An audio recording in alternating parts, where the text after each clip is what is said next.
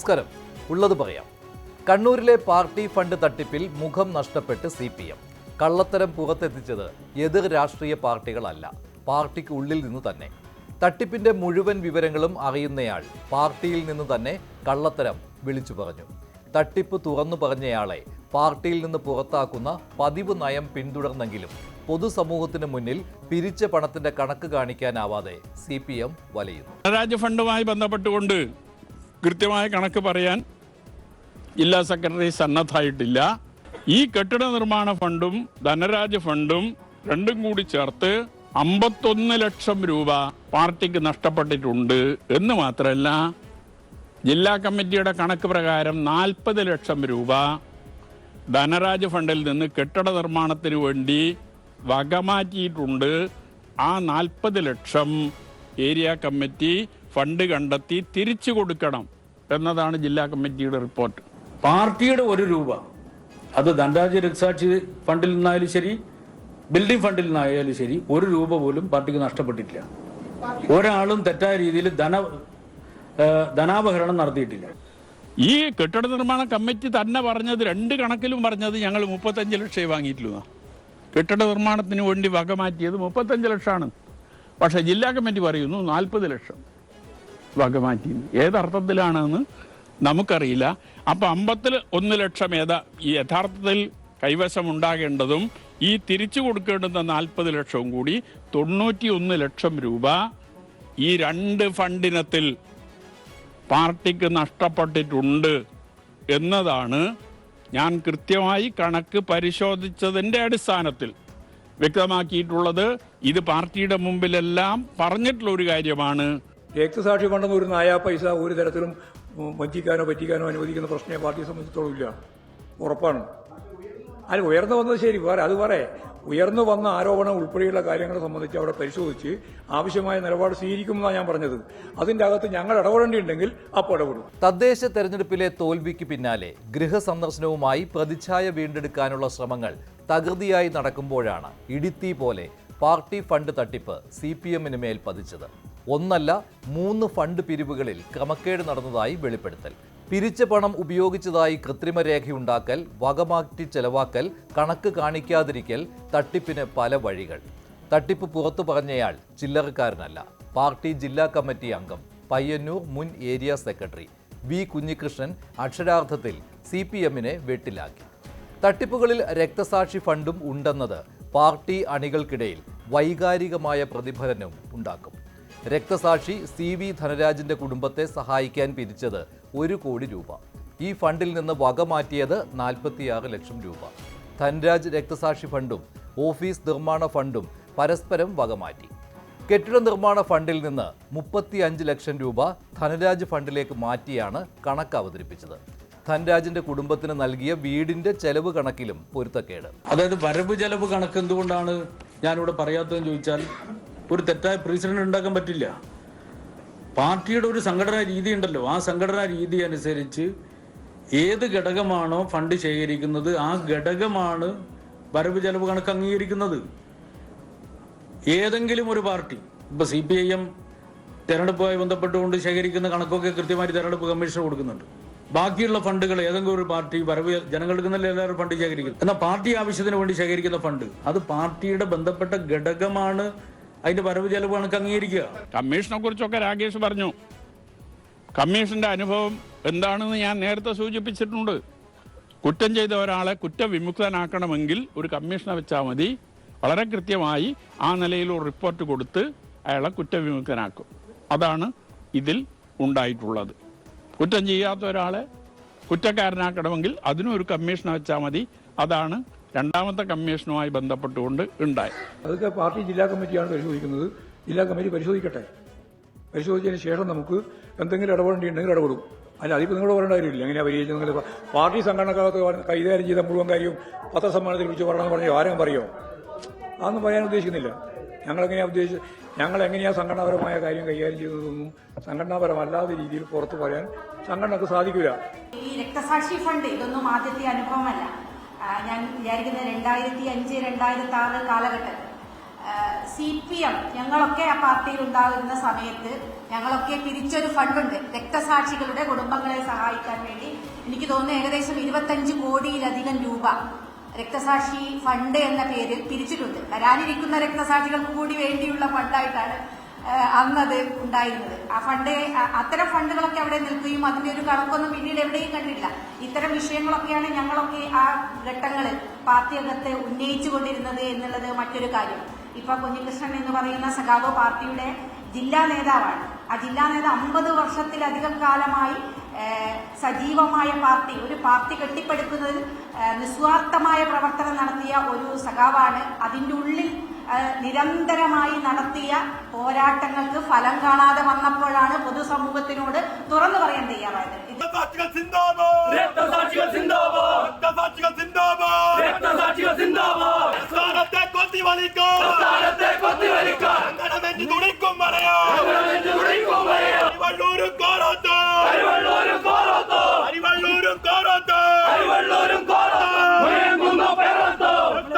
ജീവൻ നൽകി അയ്യന്നൂരിലെ പ്രസ്ഥാനത്തെ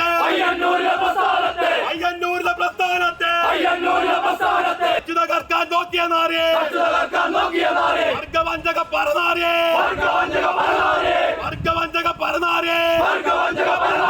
ഇല്ല ഞങ്ങൾ പൊറുക്കില്ല. അവരുടെ അവകാശം, ആ അവകാശം അവർക്ക് നിർവഹിക്കാം. നമ്മൾ പ്രത്യേകിച്ച് പറയേണ്ട കാര്യമൊന്നുമില്ലല്ലോ. എന്താ മനസ്സിലാകുന്നത്? പാർട്ടി പ്രവർത്തകർ തന്നെയാണ്. എന്താ? അതെ, പാർട്ടി പ്രവർത്തകരാണെന്നാണ് മനസ്സിലാക്കിയത്. പക്ഷെ ഈ പ്രദേശത്തുള്ള ഒരാളുമില്ല. അത് കാരവൽ പ്രദേശത്ത് നിന്ന് 34.4 ലക്ഷം രൂപ ചെലവായെന്നാണ് കണക്ക് അവതരിപ്പിച്ചത്.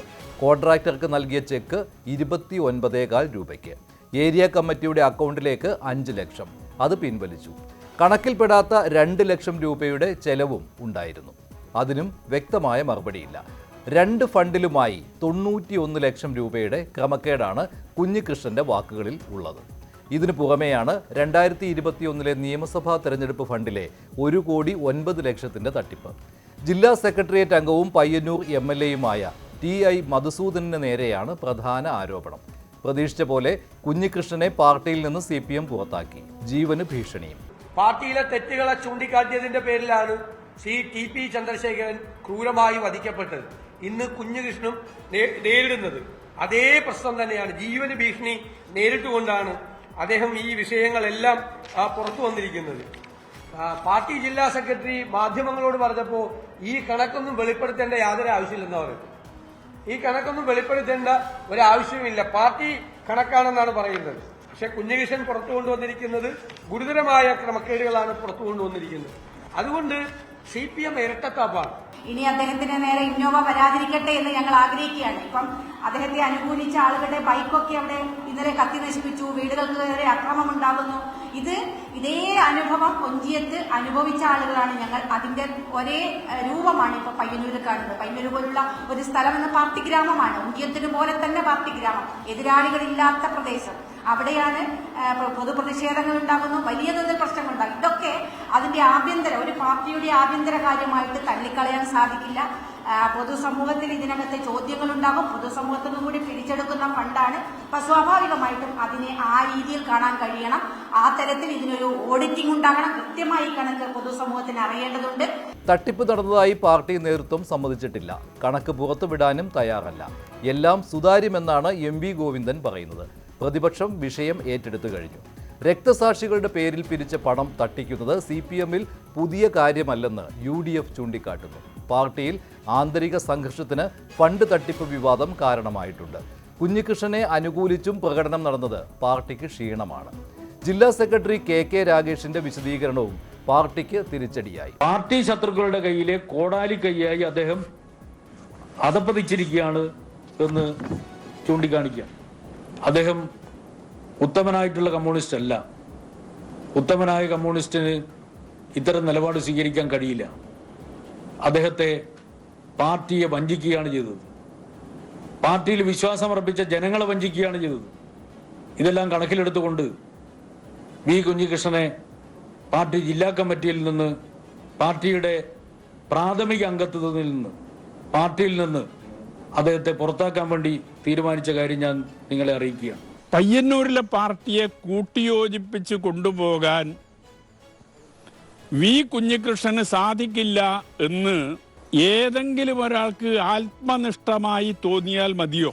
അങ്ങനെ ഇതൊരു കമ്മ്യൂണിസ്റ്റ് പാർട്ടിയല്ലേ, സ്വാഭാവികമായും അത് ഏരിയ കമ്മിറ്റിയിൽ ഉന്നയിക്കണ്ടേ? ആ വിഷയം ഉന്നയിച്ച് ചർച്ച ചെയ്യണ്ടേ? കൂട്ടിയോജിപ്പിച്ച് കൊണ്ടുപോകുന്നതിൽ എന്ത് വീഴ്ചയാണ്, എന്ത് പോരായ്മയാണ് എൻ്റെ ഭാഗത്ത് നിന്നുണ്ടായിട്ടുള്ളത് എന്നെ ബോധ്യപ്പെടുത്തണ്ടേ? അപ്പൊ അത്തരത്തിൽ ഒരു ചർച്ചയും ബോധ്യപ്പെടുത്തലും ഇതുമായി ബന്ധപ്പെട്ടുകൊണ്ടുണ്ടായിട്ടില്ല. പൊതുജനങ്ങളിൽ നിന്ന് പിരിച്ച പണത്തിന്റെ കണക്ക് വിശ്വസനീയമായ രീതിയിൽ ബോധ്യപ്പെടുത്തേണ്ട ഉത്തരവാദിത്വം പാർട്ടിക്കുണ്ട്. ഇല്ലെങ്കിൽ രക്തസാക്ഷികളുടെ പേരിൽ പിരിച്ചെടുത്ത പണം പോലും തട്ടിച്ചെന്ന് ജനങ്ങൾ വിശ്വസിക്കും. അതൊക്കെ ഞങ്ങളുടെ സംഘടനാപരമായ കാര്യം ഞങ്ങൾ പരിശോധിച്ചോളാം. വല്ലാതെ രീതിയിൽ ഞങ്ങളെ സംഘടനാ നിലപാട് പഠിപ്പിക്കാൻ പുറപ്പെടരുത് നിങ്ങൾ, പ്രത്യേകിച്ച് മാധ്യമങ്ങൾ. ഞങ്ങൾക്ക് വ്യക്തമായ ഒരു കാഴ്ചപ്പാടുണ്ട്. ആ കാഴ്ചപ്പാട് വെച്ചിട്ടാണ് ഞങ്ങളുടെ സംഘടന കൈകാര്യം ചെയ്യുക. NSS SNDP ഐക്യത്തിന് ദിവസങ്ങളുടെ മാത്രം ആയുസ്. നഷ്ടക്കച്ചവടമാകുമെന്ന് മനസ്സിലായതോടെ സുകുമാരൻ നായർ പിന്മാറി. ഐക്യത്തിലൂടെ ഗുണം SNDPക്ക് മാത്രമാകുമെന്ന തോന്നൽ. തുഷാർ വെള്ളാപ്പള്ളിയെ ചർച്ചയ്ക്ക് അയച്ചത് ഒരു കാരണമായി NSS കണ്ടെത്തി. UDFന് ആശ്വാസം. ഐക്യവുമായി മുന്നോട്ട് പോകുന്നില്ല, തീരുമാനവുമായി മുന്നോട്ട് പോകുന്നില്ല. പ്രധാനപ്പെട്ട രണ്ട് ഹിന്ദു സംഘടനകൾ യോജിക്കേണ്ടത് കാലത്തിൻ്റെ ആവശ്യമായിരുന്നു.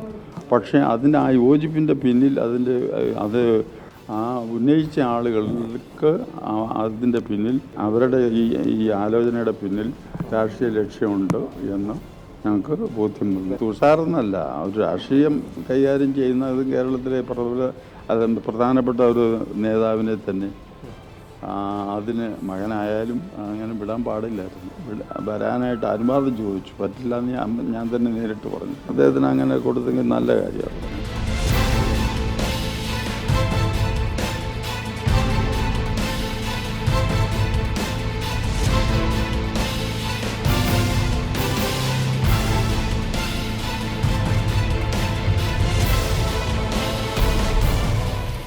അദ്ദേഹം നിഷ്കളങ്കനായ മിസ്റ്റർ സുകുമാരൻ നായർ അദ്ദേഹത്തിൻ്റെ സ്വന്തമായ അഭിപ്രായം ആദ്യം പറഞ്ഞുവെങ്കിൽ ഒരു സംഘടനയിൽ ഇരിക്കുമ്പോൾ ആ സംഘടനയുടെ സെക്രട്ടറി എന്ന നിലയിൽ ആ കമ്മിറ്റിയിലുണ്ടായ സംവാദത്തിൻ്റെ അടിസ്ഥാനത്തിൽ അവിടെ എടുക്കുന്ന തീരുമാനം പറയേണ്ട ബാധ്യത അതിൻ്റെ സെക്രട്ടറിക്കുള്ളതുകൊണ്ട് അദ്ദേഹം അത് ഇപ്പോൾ അറിയിച്ച പത്രം ദ്വാര മാത്രമാണ്. അതിലെന്താ പറഞ്ഞിരിക്കുന്നത്? രാഷ്ട്രീയ ഉദ്ദേശമുണ്ട്. എന്ത് രാഷ്ട്രീയ ഉദ്ദേശം? അത് ചിലരെല്ലാം വ്യാഖ്യാനങ്ങളാണ്. നായാടി മുതൽ നസ്രാണി വരെയുള്ളവരുടെ ഐക്യമെന്ന വെള്ളാപ്പള്ളിയുടെ പ്രഖ്യാപനം. NSS general secretary G Sukumaran നായരുടെ കൈകൊടുക്കൽ. തുഷാറിനെ പെരുന്നയിലേക്ക് ചർച്ചയ്ക്ക് അയക്കാനുള്ള പൊടുന്നനെയുള്ള തീരുമാനം. മകനെ പോലെ സ്വീകരിക്കുമെന്ന സുകുമാരൻ നായരുടെ പ്രഖ്യാപനം. ഐക്യത്തിന് SNDP യോഗം കൗൺസിലിന്റെ അംഗീകാരം. കേരള സമൂഹത്തിൽ സജീവ ചർച്ചയായി നിറഞ്ഞു നിന്ന നായർ ഈഴവ ഐക്യത്തിന് പക്ഷേ ചെറിയ ആയുസ് മാത്രം. SNDP NSS തമ്മിൽ കൊമ്പ് കോർക്കുന്ന ഒരു പ്രശ്നമേ ഇനി ഉണ്ടാകാൻ പോകുന്നത്. ഏതെല്ലാം കാര്യത്തിൽ നിലപാടെടുക്കണമോ എന്നുള്ളതിനെപ്പറ്റി ഞാൻ ചർച്ച ചെയ്യും. രാഷ്ട്രീയ നിലപാടെടുക്കേണ്ടി വന്നാൽ അതെടുക്കും. അതെല്ലാം അവരവരുടെ നിലപാടനുസരിച്ച് സമദൂരത്തിൽ പോട്ടെ എന്ന് അവർ തീരുമാനിച്ചാൽ അങ്ങനെ പോകും. അതല്ലെങ്കിൽ ഓരോരുത്തർക്കും അവരവരുടേതായ ഇഷ്ടമനുസരിച്ച് രാഷ്ട്രീയ നിലപാടെടുക്കണമെന്ന് തീരുമാനിച്ചാൽ അങ്ങനെ പോകും. സാമൂഹ്യ നീതിക്ക് വേണ്ടിയിട്ട് ഉള്ളൊരു കൂട്ടായ്മ, അത് നായാടി തൊട്ട് നസ്രാണി വരെ, അതിൽ ചർച്ചയുടെ രൂപവും ഭാവവും എങ്ങനെയായിരിക്കും എന്നുള്ളതിനെപ്പറ്റി അവിടെ ചെന്ന് ചർച്ച ചെയ്തിട്ട് അവരുമായിട്ട്, അല്ലെങ്കിൽ ഞങ്ങൾ മാത്രം പറയുന്നൊരു അഭംഗിയാണ്. ഹൈന്ദവ സംഘടനയിലെ പ്രബല സമുദായങ്ങളായ SNDPയും NSSും ഒരുമിക്കുന്നതിൽ എന്താ തെറ്റ്? മുമ്പ് സംഭരണ ഇഷ്യൂ ഉണ്ടായിരുന്നു, ആ കാലത്ത് അകന്നു നിന്നു. ഇന്നതൊരു വിഷയമല്ലാതെ മാറിക്കഴിഞ്ഞിരിക്കുന്നു. ആ ഒരു സാഹചര്യത്തിൽ യോജിച്ചു പോകേണ്ടവരായി രണ്ടുപേരും. അതുകൊണ്ട് തന്നെ അദ്ദേഹം അത് ആലോചിച്ചു, ഞങ്ങളും അത് ശരിവയ്ക്കുകയാണ്. NSSും SNDPയും ഒക്കെ യോജിക്കുന്നതിൽ ഒരു തെറ്റുമില്ല. അവരൊക്കെ യോജിച്ചു പോകണമെന്ന് തന്നെയാണ് എൻ്റെ എന്നത്തെ അഭിപ്രായം. എല്ലാ മതസംഘടനകളും യോജിച്ചു പോകുന്നത് നല്ല കാര്യമാണ്. യോജിപ്പോടുകൂടി പോകുന്നത് നല്ലതാണ്. ഒരു സാമുദായികമായ ഐക്യം വേണം, മതസൗഹാർദ്ദം കേരളത്തിലുണ്ടാകണം. അതിന് ഏത് സ്റ്റെപ്പ് ആരെടുത്താലും ഞങ്ങൾ അതിനെ പിന്തുണയ്ക്കും, നല്ല കാര്യമാണ്. പക്ഷെ ഇപ്പോൾ നടക്കുന്നത് എന്താണ്? നടക്കുന്നത് വ്യാപകമായ വിദ്വേഷ പ്രചരണമാണ് നടക്കുന്നത്. ഇതെല്ലാം എങ്ങനെയൊക്കെയാണ് രൂപപ്പെട്ട് വരിക എന്നുള്ളതിനെ സംബന്ധിച്ച് ഇപ്പോൾ നമുക്ക് പറയാൻ സാധിക്കില്ല. അത് സ്വാഭാവികമായിട്ടും വരട്ടെ. പക്ഷേ ഐക്യം ഉണ്ടാകുന്നത് നല്ലതാണെന്നാണ് ഞാൻ പൊതുവെ പറഞ്ഞത്. NSS SNDP ഐക്യം ജനുവരി 18-ന് വെള്ളാപ്പള്ളി നടേശൻ മുന്നോട്ട് വെച്ചു, 26-ന് പിരിഞ്ഞു. 9-ാം നാൾ പിരിയാൻ മുൻകൈ എടുത്തത് G. സുകുമാരൻ നായർ. ആ ഐക്യ ചർച്ചയ്ക്ക് BDJS ചെയർമാൻ തുഷാർ വെള്ളാപ്പള്ളിയെ SNDP അയച്ചത് ഐക്യത്തിലേക്കുള്ള വഴിയിലെ തടസ്സമായി.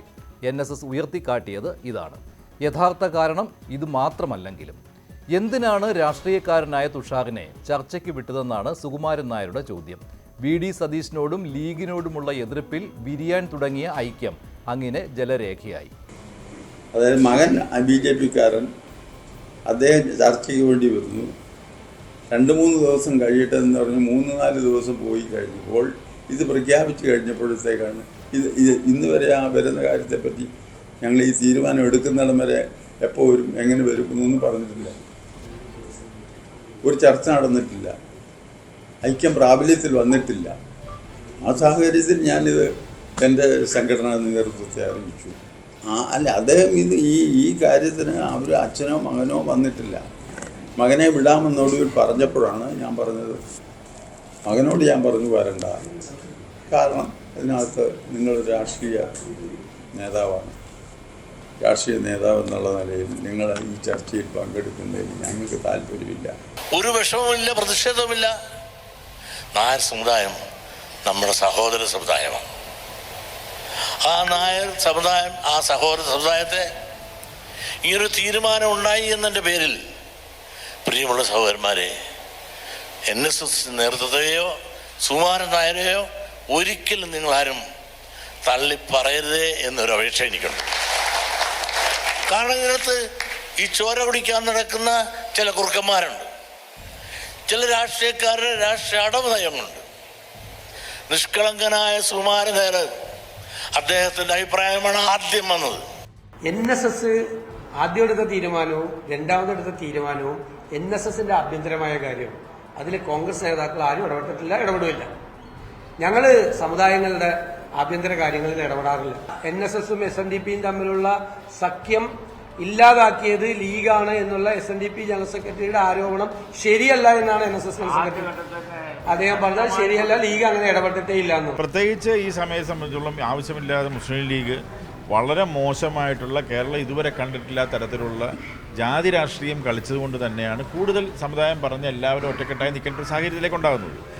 ഞങ്ങളാരും ഈ പറഞ്ഞ ജാതിയാണല്ലോ, സമുദായമാണ് ഞങ്ങളാരും പറഞ്ഞിട്ടില്ല. പറഞ്ഞു തരാം, മുസ്ലിം ലീഗിൻ്റെ നേതാക്കന്മാരല്ലേ ഈ മുഴുവൻ ജാതി മുഴുവൻ പറഞ്ഞുകൊണ്ടിരിക്കുന്നത്. ഐക്യം എന്തുകൊണ്ട് സാധ്യമാകില്ല? NSS നിരത്തുന്ന കാരണങ്ങൾ ഇങ്ങനെ. പലതവണ NSS SNDP ഐക്യം വിജയിക്കാത്ത സാഹചര്യത്തിൽ വീണ്ടും ഒരു ഐക്യശ്രമം പരാജയമാകുമെന്ന കാര്യം നിലവിലെ രാഷ്ട്രീയ സാഹചര്യങ്ങൾ തന്നെ വ്യക്തമാക്കുന്നു. NSSന്റെ അടിസ്ഥാന മൂല്യങ്ങളിൽ നിന്ന് വ്യതിചലിക്കാനാവില്ല. ഐക്യം പ്രായോഗികമല്ല, പ്രത്യേകിച്ച് NSSന് എല്ലാ രാഷ്ട്രീയ പാർട്ടികളോടും സമദൂര നിലപാടുള്ളതിനാൽ. മുൻപ് സംവരണ വിഷയത്തിലാണ് തെറ്റിയതെങ്കിൽ ഇത്തവണ നഷ്ടം NSSനാണെന്ന തിരിച്ചറിവിലാണ് G. സുകുമാരൻ നായരുടെ പിന്മാറ്റം. വെള്ളാപ്പള്ളിക്ക് പത്മഭൂഷൺ കിട്ടിയതോടെ തുഷാറിന്റെ വരവിലെ സംശയം ഇരട്ടിച്ചു. NSSനെ BJPയുടെ തൊഴുത്തിൽ കെട്ടാനുള്ള നീക്കമായി കണ്ടു. ഒരേ സമയം CPMനെയും BJPയെയും പിണക്കാതെ കൊണ്ടുപോകുന്ന വെള്ളാപ്പള്ളിയുടെ തന്ത്രത്തിൽ വീഴാതിരിക്കാൻ 9-ാം ദിവസത്തെ വേർപിരിയൽ. അപ്പം ഞങ്ങൾ BJPയുമായിട്ട് ബന്ധമാണ്, അങ്ങനെയാണ്, ബാന്ധവമാണ്. ഞങ്ങൾക്ക് ഒരു പാർട്ടിയുമായിട്ടുള്ള ബന്ധം ഉണ്ടെന്ന് വരുത്താനും, ഏതെങ്കിലും സമുദായത്തിന് ഞങ്ങൾ എതിരാണെന്നോ ഏതെങ്കിലും മതത്തിന് ഞങ്ങൾ എതിരാണെന്നോ വരുത്താൻ ഞങ്ങൾ സമ്മതിക്കത്തില്ല. ഇപ്പോഴും എല്ലാ സമുദായങ്ങളോടൊപ്പം SNDPയോടും സൗഹാർദ്ദപരമായിട്ട് പോകാനാണ് താല്പര്യം. ചങ്ങനാശ്ശേരിയുമായി ബന്ധപ്പെട്ട ആ വിഷയങ്ങൾ അന്ന് ചർച്ച അന്ന് തീർന്നു, ഇനിയില്ല. അതിനു വേണ്ടിയിട്ട് ഒളിഞ്ഞോ തെളിഞ്ഞോ ഒരു വർത്തമാനം പറയാൻ ഞാൻ തയ്യാറല്ല. പിറ്റേ ദിവസം തന്നെ ഞാൻ സംസാരിച്ചപ്പോൾ മനസ്സിലായില്ല സുകുമാരൻ നായർ നിഷ്കളങ്കനാണെന്ന്. പിന്നെ മാറ്റി പറയേണ്ട കാര്യം എനിക്കെന്താണ്? തുഷാർ വെള്ളാപ്പള്ളിയെ ആദ്യം പെരുന്നയിലേക്ക് സ്വാഗതം ചെയ്ത സുകുമാരൻ നായർക്ക് പിന്നീട് മനം മാറ്റമുണ്ടായതെങ്ങനെ? LDF അനുകൂല നിലപാട് സ്വീകരിക്കുന്ന വെള്ളാപ്പള്ളി, BJP മുന്നണിയിൽ നിൽക്കുന്ന തുഷാർ വെള്ളാപ്പള്ളി, SNDPക്ക് കൈകൊടുത്താൽ അത് രാഷ്ട്രീയ മുതലെടുപ്പിലേക്ക് പോകുമെന്ന് മനസ്സിലാക്കാൻ സുകുമാരൻ നായർക്ക് 9 ദിവസം എടുത്തു എന്നതിലാണ് അത്ഭുതം. NSSന്റെ സമദൂര നിലപാട് വെറും വാക്കാകുമെന്ന തിരിച്ചറിവ്. കേരള സമൂഹത്തിൽ ഇടയ്ക്കിടെ തലപൊക്കുന്ന സമുദായ സംഘടനകളുടെ ഐക്യം അങ്ങനെ പൊളിയുമ്പോൾ ഒരുമിച്ച് നേട്ടം കൊയ്യാനും പിരിച്ച് ആ നേട്ടം തിരിക്കാനും ഉള്ള മുന്നണികളുടെ നെട്ടോട്ടം ഇത്തവണയും കണ്ടു. നമ്മൾ മതേതരത്തിനെതിരെ സംസാരിക്കുക, വേറൊരാളെ കൊണ്ട് വിദ്വേഷം പ്രസംഗിപ്പിക്കുക, പിറ്റേ ആഴ്ച അയാൾക്ക് പോയി പൊന്നാടയിടുക, അങ്ങനെ ചെയ്യരുത്. നമ്മൾ കാറി കയറ്റിയാലൊന്നും കുഴപ്പമില്ല, പക്ഷെ കാറി കയറ്റുന്നവരെ നമ്മൾ സൂക്ഷിച്ചു വേണം. അവര് വിദ്വേഷം പ്രസംഗിക്കുന്നവരാകരുത് എന്ന് നമുക്ക് ഉറപ്പുവരുത്തണം. കേരളത്തിലെ ഏറ്റവും വലിയ സമുദായ നേതാവിൻ്റെ വേദിയിൽ പോയിട്ട് SNDP യോഗത്തെ കരിവാരി തേക്കാൻ വേണ്ടി പ്രസംഗിച്ചുകൊണ്ട് എന്താ കാര്യം? ഞാൻ പ്രത്യേകിച്ച് അഭിപ്രായം, കാര്യം കേരളത്തിൽ ജനങ്ങൾ കാണുന്നവരല്ലേ, അവർ മനസ്സിലാക്കിക്കോളും. തീർച്ചയായിട്ടും ആണല്ലോ. കാര്യം ആ സമുദായത്തിൻ്റെ വോട്ട് കിട്ടാൻ വേണ്ടിയിട്ട് മറ്റുള്ളവർ തള്ളി പറയുക എന്നുള്ളതല്ലാതെ എന്താ അതിനെപ്പറ്റി പറയാൻ പറ്റുക? ഒരു ഇന്നലെ പൂത്തൊരു തകരയുണ്ട് സതീശൻ, ഞാനതിനെപ്പറ്റി പറയുന്നില്ല, അപ്രസക്തൻ. അദ്ദേഹമാണ് ഇതിൻ്റെ എല്ലാം ഏറ്റെടുത്ത് ഇങ്ങനെ പറഞ്ഞുകൊണ്ടിരിക്കുന്നത് ഞാൻ വർഗീയവാദം. ഇവിടെ മുതിർന്ന നേതാക്കന്മാരുണ്ട് കോൺഗ്രസിലെ, ഞാൻ ഒരിക്കലും കോൺഗ്രസിനെതിരല്ല. മുതിർന്ന AK ആന്റണി പറയട്ടെ ഞാൻ വർഗീയവാദിയാണെന്ന്, രമേശ് ചെന്നിത്തല പറയട്ടെ. അത് ഞാനൊരു കാര്യം പറയാം. ഞങ്ങൾക്ക് ഞങ്ങളുടെ പാർട്ടിയുടേതായ ഒരു നയമുണ്ട്, അതാണ് പ്രതിപക്ഷ നേതാവും പറഞ്ഞുകൊണ്ടിരിക്കുന്നത്. ഇവിടെ ജനങ്ങളെ സംബന്ധിച്ചിടത്തോളം വർഗീയതയ്ക്കെതിരായിട്ടുള്ളൊരു പോരാട്ടം നമുക്ക് അനിവാര്യമാണ്. ഞാൻ NSSന്റെ SNDPയുടെ ഒന്നും പ്രാധാന്യം കുറച്ച് കാണുന്ന ഒരാളല്ല. പെരുന്നയിലേക്ക് കുതിച്ചെത്തിയ കൊടിക്കുന്നിൽ സുരേഷ് ഒരു ഉദാഹരണം മാത്രം. NSSന്റെ സുഹൃത്തായ PS ശ്രീധരൻ പിള്ളയും. NSS എന്നും ബ്ലെസ്സിങ്സ്, അതിൽ ഞങ്ങൾ പലർക്കും ബ്ലെസ്സിങ്സ് എൽക്കാലം തന്നിട്ടുള്ളവരാണ്. അതുകൊണ്ട് നന്ദിപൂർവ്വം അതിനെ സ്മരിക്കുന്നയാളാണ്. അല്ല, എൻ്റെ സന്ദർശനം സൗഹൃദ സന്ദർശനമാണ്. ഞാൻ എല്ലാ സമയത്തും ചങ്ങനാശ്ശേരി വരുമ്പോൾ ആസ്ഥാന ഹെഡ് ഓഫീസ് വരാറുണ്ട്, മണിച്ചേട്ടുമായി സൗഹൃദ സംഭാഷണം നടത്താറുണ്ട്. അദ്ദേഹം പല കാര്യങ്ങൾ ചോദിക്കും, പല കാര്യങ്ങൾ പറയും, ഞാൻ അങ്ങോട്ട് പറയും. സമുദായ സംഘടനകൾ അജണ്ട സെറ്റർമാരാകുന്ന സമ്മർദ്ദ രാഷ്ട്രീയത്തിനേറ്റ തിരിച്ചടി കൂടിയാണ് ഐക്യ നീക്കം പൊളിഞ്ഞതിലൂടെ വെളിവാകുന്നത്. രണ്ട് മുന്നണികളും BJPയും പിന്നിൽ നിന്നുള്ള ഇടപെടൽ സജീവമാക്കിയ ഒരാഴ്ച. കൂട്ടിക്കിഴിച്ചാൽ ഐക്യം പൊളിഞ്ഞതിൽ ആശ്വാസം കൊള്ളുന്നത് UDF ആണ്. ഞാൻ പറഞ്ഞല്ലോ, ഞാൻ അവരെ ആരെയും കുറിച്ച് ഒരു മോശമായ വാക്കും പറയില്ല, പണ്ടും പറഞ്ഞിട്ടില്ല. ഞാൻ പണ്ടും പറഞ്ഞിട്ടില്ല, ഒരു മോശമായ വാക്കും പറയില്ല. നിങ്ങൾ എന്നെക്കുറിച്ച് എന്തെല്ലാം മോശമായ വാക്കുകളാണ് പറഞ്ഞിരിക്കുന്നത്, എന്തെല്ലാം മോശമായ വാക്കുകളാണ് പറഞ്ഞിരിക്കുന്നത്. ഞാൻ അവരുടെ പ്രായവും അവരിയ്ക്കുന്ന സ്ഥാനത്തെയും ബഹുമാനിച്ചുകൊണ്ട് ഒരു വാക്കും മോശമായിട്ട് ഞാൻ പറയില്ല.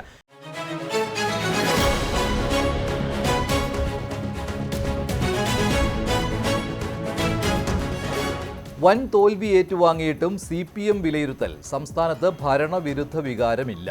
സർക്കാരിന്റെ പ്രവർത്തനങ്ങളിൽ ജനങ്ങൾക്ക് തൃപ്തി. പ്രതിപക്ഷവും മാധ്യമങ്ങളും നടത്തിയ കള്ളപ്രചാരണത്തിൽ ജനങ്ങൾ വീണുപോയതാണ് കാരണം. ആ തെറ്റ് ജനങ്ങൾ തിരുത്തും. ഗൃഹസന്ദർശനത്തിൽ ജനങ്ങളെ പറഞ്ഞ് മനസ്സിലാക്കി.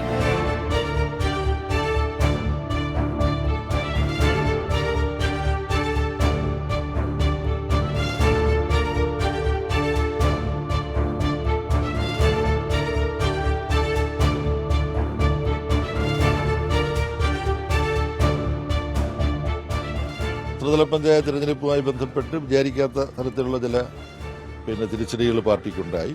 ഇതെന്തുകൊണ്ട് സംഭവിച്ചു എന്നുള്ളത് കേരളത്തിലെ എല്ലാ വീടുകളിലും എത്തി മനസ്സിലാക്കണം എന്ന് പാർട്ടി തീരുമാനിച്ചതിൻ്റെ അടിസ്ഥാനത്തിൽ കേരളത്തിൽ മുഴുവൻ ഇത് നടക്കുകയാണ്. സംസ്ഥാന സർക്കാർ ഇനി കൂടുതൽ ശ്രദ്ധിക്കേണ്ട മേഖല ഏതാണ്? ഏതെങ്കിലും മേഖലയിൽ ശ്രദ്ധ ചെലുത്താതെ പോയിട്ടുണ്ടോ? അല്ലെങ്കിൽ പുതിയ നിർദ്ദേശങ്ങൾ വല്ലതുമുണ്ടോ? ഇതൊക്കെ തീർച്ചയായും ഈ ഗൃഹസന്ദർശനം നടത്തുന്ന സമയത്ത് ആളുകൾ പറയുന്നുണ്ട്.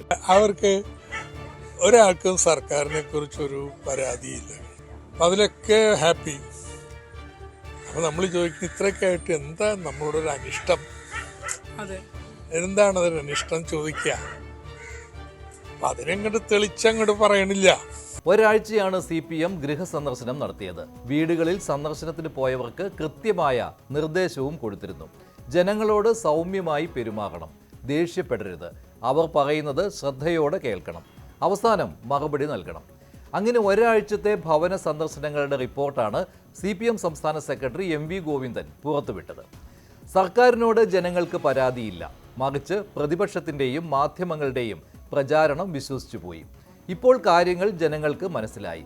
മനസ്സിലാകാത്തത് വരും ദിവസങ്ങളിൽ അവരെ മനസ്സിലാക്കി കൊടുക്കും. മാധ്യമങ്ങളുടെ പിന്തുണയോടുകൂടി UDFും BJPയും അതുവഴി ജനങ്ങളെ തെറ്റിദ്ധരിപ്പിക്കാനുള്ള ഇടപെടലാണ് നടന്നിട്ടുള്ളത് എന്നാണ് ജനങ്ങൾ തന്നെ ഞങ്ങളോട് സംസാരിക്കുമ്പോൾ പറഞ്ഞത്. കേരളത്തിന്റെ മതനിരപേക്ഷ പാരമ്പര്യത്തെ തകർക്കുന്ന വിധമുള്ള പ്രചരണങ്ങളാണ് വലതുപക്ഷം ഇപ്പോഴും നടത്തിക്കൊണ്ടിരിക്കുന്നത്. പാർട്ടി ജനങ്ങളുമായി കൂടുതൽ അടുത്ത് പ്രവർത്തിക്കേണ്ടതിന്റെ ആവശ്യകത ഗൃഹസന്ദർശന പരിപാടിയുടെ ഭാഗമായിട്ട് ജനങ്ങൾ ഓർമ്മപ്പെടുത്തുന്ന നില ഉണ്ടായിട്ടുണ്ട്. കഴിഞ്ഞ തെരഞ്ഞെടുപ്പിന്റെ ഭാഗമായിട്ട് UDFന് അനുകൂലമായിട്ട് വോട്ട് ചെയ്തവർ പോലും നിയമസഭാ തെരഞ്ഞെടുപ്പ് വരുന്ന ഘട്ടത്തിൽ വർഗീയ സംഘർഷവും വർഗീയ കലാപവും ഒന്നും കഴിഞ്ഞ 10 വർഷക്കാലത്തെ അനുഭവത്തിന്റെ വെളിച്ചത്തിലില്ല എന്ന് മനസ്സിലാക്കിയിട്ടുള്ള ഗവൺമെന്റിന്റെ തുടർച്ചയ്ക്ക് വേണ്ടി വോട്ട് ചെയ്യും എന്ന് പറയുന്ന സാഹചര്യവും ഉണ്ടായിട്ടുണ്ട്. ശരിയായ വിലയിരുത്തലിൽ നിന്ന് പാർട്ടി പിന്നോക്കം പോയതിന് ഉദാഹരണമാണ് ഈ ന്യായീകരണം. ചെറിയ തോൽവിയല്ല LDF നേരിട്ടത്, കോട്ടകൾ തകരുകയാണ് ചെയ്തത്.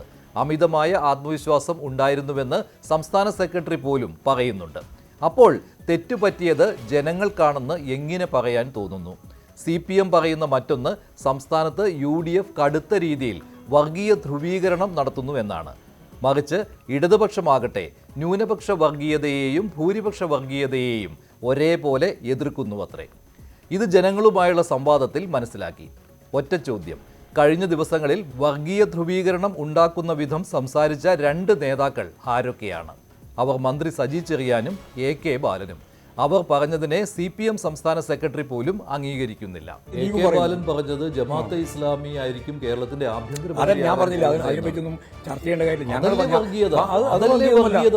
ഞങ്ങൾ കൃത്യമായിട്ട് നിലപാടാണ് സ്വീകരിക്കുന്നത്. മതനിരപേക്ഷതയ്ക്ക് വേണ്ടി ഇന്ത്യയിൽ പൊരുതുന്ന ഏറ്റവും പ്രധാനപ്പെട്ട പാർട്ടി CPM-ആണ്. ആ CPM-ന്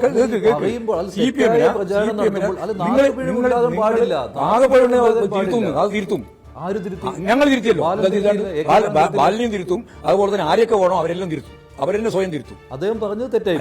അദ്ദേഹം ഉൾപ്പെടെ പറഞ്ഞ കാര്യം അദ്ദേഹം തന്നെ കൃത്യമായിട്ട് നിലപാട് വ്യക്തമാക്കിയിട്ടുണ്ട്. രണ്ടാളും വ്യക്തമാക്കിയിട്ടുണ്ട്. അതിനെപ്പറ്റി വേറെ പറയേണ്ട കാര്യമില്ല.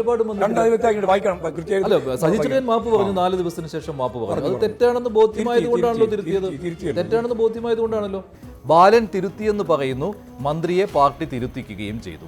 എന്നിട്ടും ജമാഅത്തെ ഇസ്ലാമിയോട് കൂട്ടുകൂടുന്നു എന്ന് പറഞ്ഞ് UDF ന്യൂനപക്ഷ വർഗീയതയെ താലോലിക്കുന്നുവെന്ന് പറഞ്ഞ് പ്രചാരണം നടത്തുകയല്ലേ ചെയ്യുന്നത്.